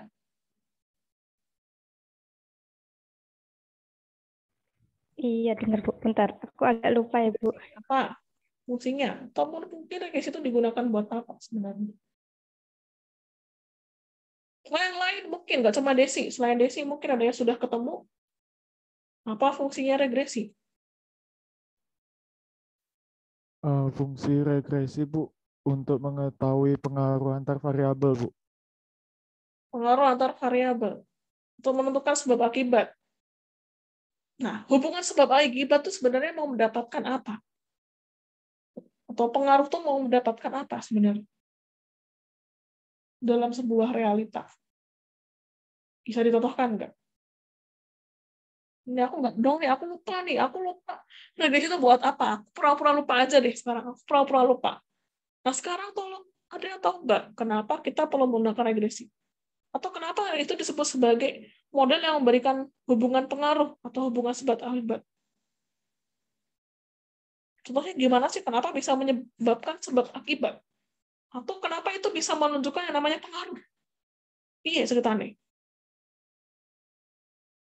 Mungkin contohnya Bu, kayak kita tuh ingin mengetahui pengaruh penggunaan Gojek gitu Bu. Misalnya, Penggunaan kita Gojek. itu, iya, misalnya Oke, begitu Bu. oke. Terus, Nanti ya, ya, variabel, ya. ada variabel yang variabel dependen atau variabel bebasnya itu nanti kita kaitkan sama variabel independennya. Nah, untuk variabelnya ini bebas, kalau untuk biasanya dua sih Bu, dua berbanding satu. Nah, itu diketahui apakah dua variabel ini nih ada hubungannya dengan variabel independen tersebut, Bu.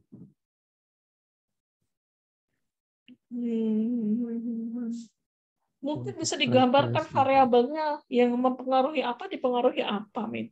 Atau yang lain, mungkin ada punya contoh yang lain yang bisa saya pahami. Aku belum paham waktu tanya Amin. Mungkin Amin bisa menggambarkan lagi. Yang lain mungkin. Ada yang tahu nggak? Boleh di chatting ya, kalau nggak bisa ini ya. Kalau nggak bisa mic, boleh chatting.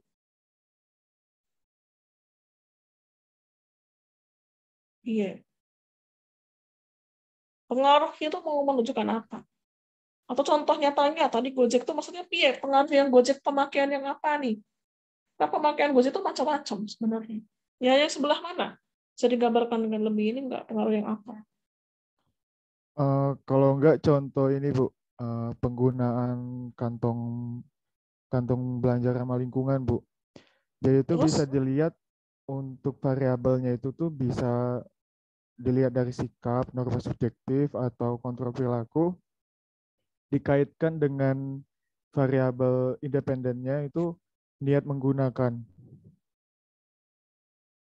Begitu Bu. niat menggunakan tuh sebagai variabel independen. Berarti yang Iya Bu, sikap, variabel yang norma, terikat. kontrol tuh yang dependennya gitu maksudnya. Iya Bu. Yakin, Min? Yang independen tuh yang niat, yang dependennya sikap, norma, atau ini, kontrol perilaku.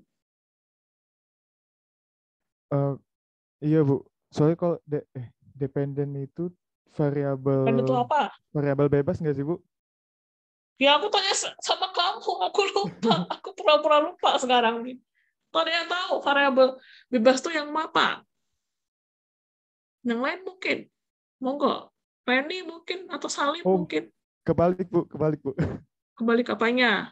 Variabel dependen itu variabel terikat. Terikat. Terus Iya, yang bebas jadi tuh variabel apa? independen Bu. Nah, berarti kalau Jadi dalam posisi tadi itu mana yang independen atau mana independen? jadi independennya itu tuh variabel sikap, norma subjektif sama kontrol Hmm. perilaku. Sedangkan Hmm. memiliki apakah memiliki hubungan dengan variabel Hmm. dependennya itu niat menggunakan. Niat menggunakan, oke. Iya, Nah, Bu. kalau kita Itu cek di sini, berarti, ya itulah ya, itu. Nah, tujuannya mau mencari apa? Pengaruh apa, Min, tadi? Yang kamu mau hipotesiskan pengaruh apa? apakah ada hubungan positif atau negatif, Bu, antara variabel dependennya sama variabel independennya, Bu? Nah, tujuannya kenapa kamu perlu memeriksa itu? Tujuan tujuan gimana ya, Bu? Tujuannya Bukan tuh kayak hipotesisnya, tujuannya. Kenapa kamu perlu melihat pengaruh positif atau negatifnya itu buat apa? tujuannya tuh untuk melihat kondisi penggunaan kantong belanja ramah lingkungan, Bu. Seberapa niat konsumen itu membawa kantong belanja, Bu. Oke. Kalau kita berbicara niat, niat itu apakah sudah menggambarkan perilaku atau menunjukkan realitanya, atau baru sekedar hanya di angan-angan doang sebenarnya kalau berbicara mengenai niat. Kalau niat itu sih, Bu, kayak keinginan atau apa? eh Bisa dibilang perilaku sih, Bu. Karena kan kalau Sama dengan seandainya perilaku. Oke, iya, Bu. sama dengan perilaku. Oke, nanti coba baca lagi ya definisinya, Amin. Nah, itu aja. Oke, nggak apa-apa. Oke, makasih. Ada yang lagi mau menyampaikan? Silakan yang lain selain Iya, Amin. Bu. Monggo, Maulana, Reni, Salim, Desi mungkin, Fikri, Ashof, Nasda, Farah, Maulana, monggo. Ada yang mau menyampaikan? Kenapa kita membutuhkan ilmu statistika di dalam data mining? Bedanya di mana? Kalian tuh kalau di mata kuliah statistika industri belajar apa sih selain regresi? Banyak banyak kan? Belajar dalam klaster enggak? Enggak ya? Klaster belajar enggak kalian? Cluster belajar, Bu, sama ANOVA juga. Belajar. Klaster Iya, Bu. belajar. Klasifikasi belajar enggak? Klasifikasi? Belajar Enggak. juga, Bu. Belajar. Oke. Ya, cukup banyak rupanya Bu Reni memberikan materi ya. Nah, itu mungkin regresi dulu aja deh. Nah, regresi itu kan itu kita mau melihat pengaruh, teman-teman. Lihat pengaruh. Nah, ketika mempengaruhi itu, kita kan pengen lihat sebenarnya penggunaan tas belanja plastik yang seperti tas belanja ramah lingkungan lah, mungkin yang digambarkan Amin tadi itu. Apakah dipengaruhi tiga variabel sikap, norma maupun kontrol apa? Kontrol perilaku ya, Kontrol lupa lah perilaku, Bu. namanya. Kontrol perilaku tadi itu. Iya, Bu. Ya mungkin mempengaruhi bisa jadi. Tetapi berapa penjelasan nilai determinasi modelnya itu? Apakah benar-benar mencapai angka yang bisa menggambarkan realita? Atau nilai, kalau teman-teman pakai regresi kan mengenal namanya nilai R kuadrat kan ya, masih ingat nilai R kuadrat nggak sih? Atau nilai koefisien determinasi. Ada yang masih ingat disebut sebagai nilai R kuadrat itu apa? Kesan minggu yang lalu ya. Itu kan nilai yang menjelaskan bagaimana nilai yang menjelaskan berapa koefisien dari besarnya pengaruh variabel-variabel independen pada dependen. Atau dari variabel bebasnya keterikatnya itu berapa. Nah, kalau nilai R kuadratnya itu adalah misalnya 0,3, atau koefisien determinasi 0,3, pada 0,3, maka berarti berapa persen variabel yang tadi Amin sebutkan untuk bisa mempengaruhi niat, itu baru 30%. Berarti masih punya sisa yang berapa yang belum terjelaskan oleh variabel independen apa yang masih belum terjelaskan untuk menjelaskan niat penggunaan tas belanja gitu. 70%. Yang tergambarkan dalam model yang Amin buat dari sikap, norma, kontrol perilaku tuh ke niat hanya 30%. Sisanya apa yang belum tergambar berapa? 70%. Berarti untuk bisa mempengaruhi niat ini masih ada sisa berapa? 70%. Misalnya aja, masih ada 70% lagi nilai variabel yang lain. Sehingga realitanya kalau orang-orang mau diajak mau pakai tas belanja, itu nggak cukup dengan melihat sikap, nggak cukup hanya melihat norma, nggak cukup melihat kontrol perilaku. Tapi ada hal yang lain. Nah, hal yang lain ini, nah kita bisa lihat dari mana? Pengenalan pola, teman-teman, atau pattern. Mungkin apakah kita perlu menggunakan teknik yang lain selain dari regresi? Mungkinkah kita bisa menggunakan klasifikasi? Klasifikasi apa? Klasifikasi orang yang mau menggunakan tas plastik atau tas belanja. Itu bagaimana ciri-cirinya? Jangan-jangan orang yang menggunakan tas belanja bukan dari plastik itu adalah orang-orang yang gajinya itu di atas 5 juta. Padahal orang-orang di kota Jogja ini gajinya itu banyak yang di bawah 2 juta, teman-teman. Ya pastinya mereka mana mau keluar uang lebih untuk membawa tas belanjaan atau beli tas yang mahal. Itu. Karena bagi mereka fungsi tas itu adalah hanya untuk memakai. Atau jangan-jangan banyak masyarakat Jogja itu yang level pendidikannya itu adalah SMP atau SMA. Sehingga cara berpikir mereka tidak seperti lulusan S1.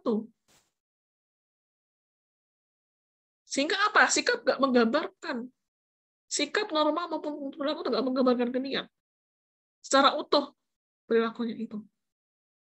Mungkin hal yang lain yang bisa menggambarkan itu. Didikan. Apalagi? Gender mungkin pengaruh enggak? Kira-kira. Dalam niat tadi itu. Itu apa lagi? Tadi saya membahas gaji, gender, pendidikan, apalagi yang berpengaruh. Atau jangan-jangan pekerjaan, mengaruhi atau enggak. Nah, itu yang kadang-kadang tidak dicek oleh model-model yang menggunakan konsep regresi maupun statistika generasi pertama atau generasi kedua. Itu yang dilupakan.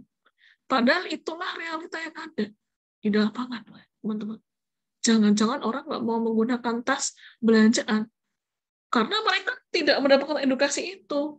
Bisa jadi karena apa? Level pendidikannya bukan S1, SMA, SMP, atau SD malah.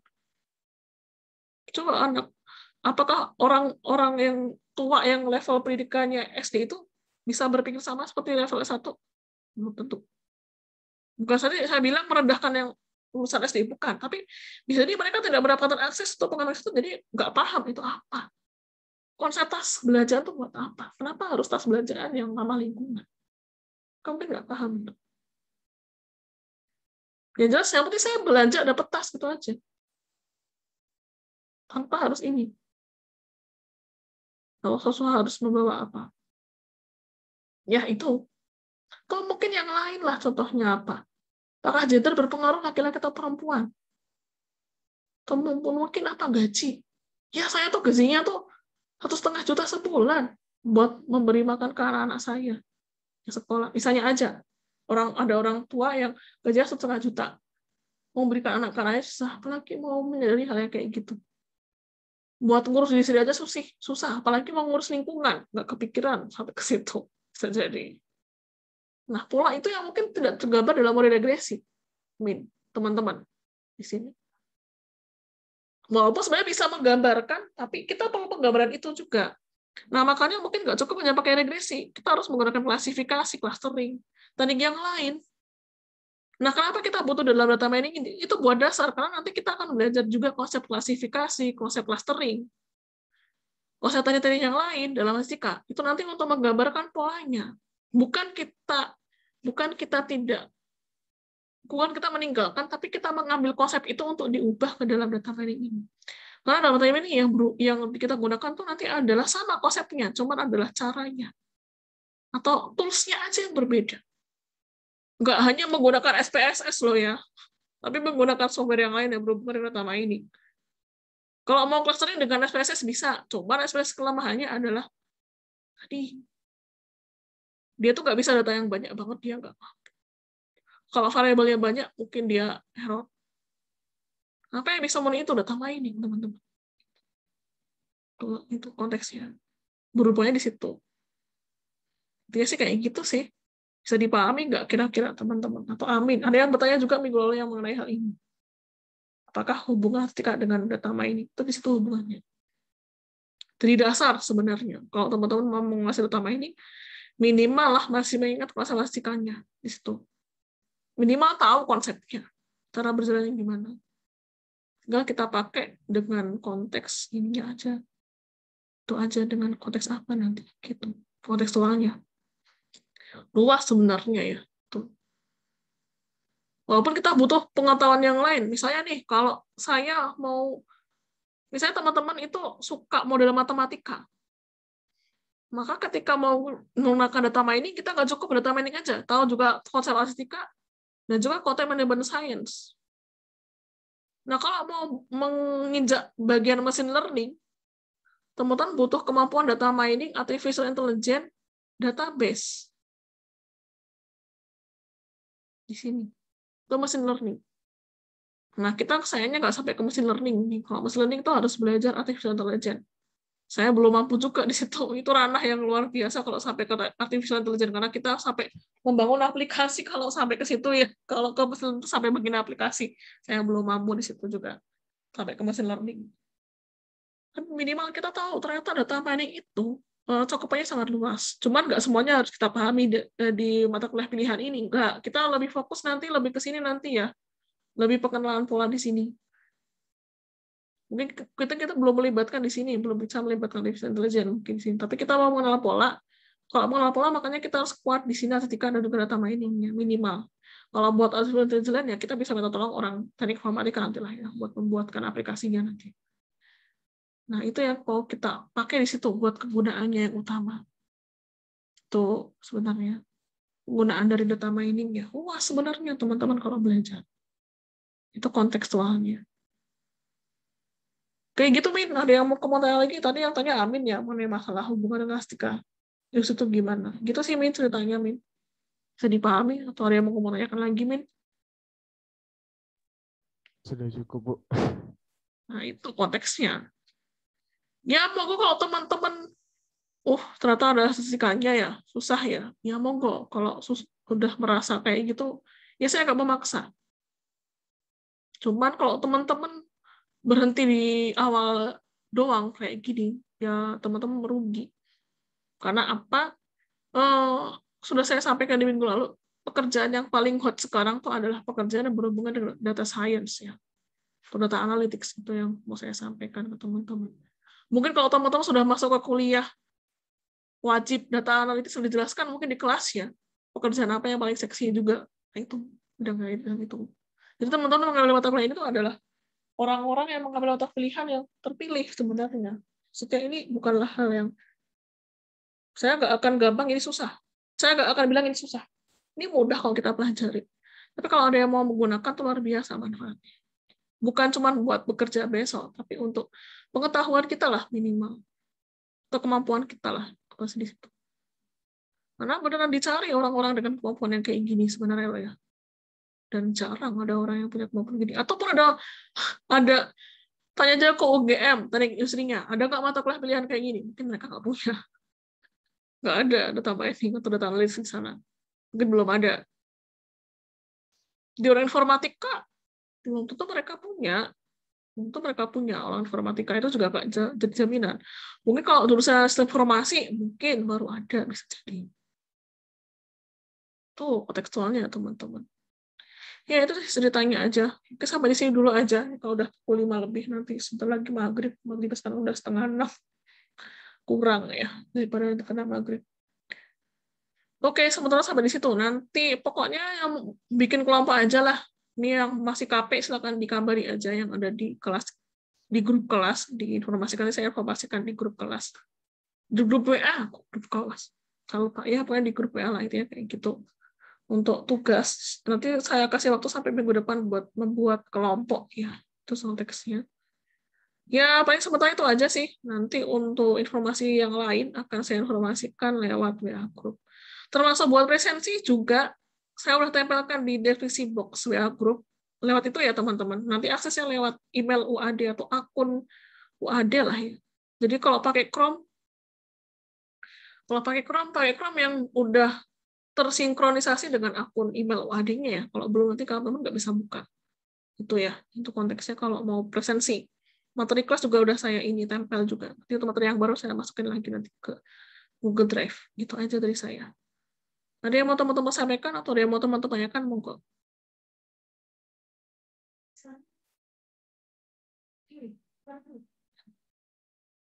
Ya, untuk menyampaikan Kak, oh, cukup. Ya cukup ya, udah selesai sampai di sini aja.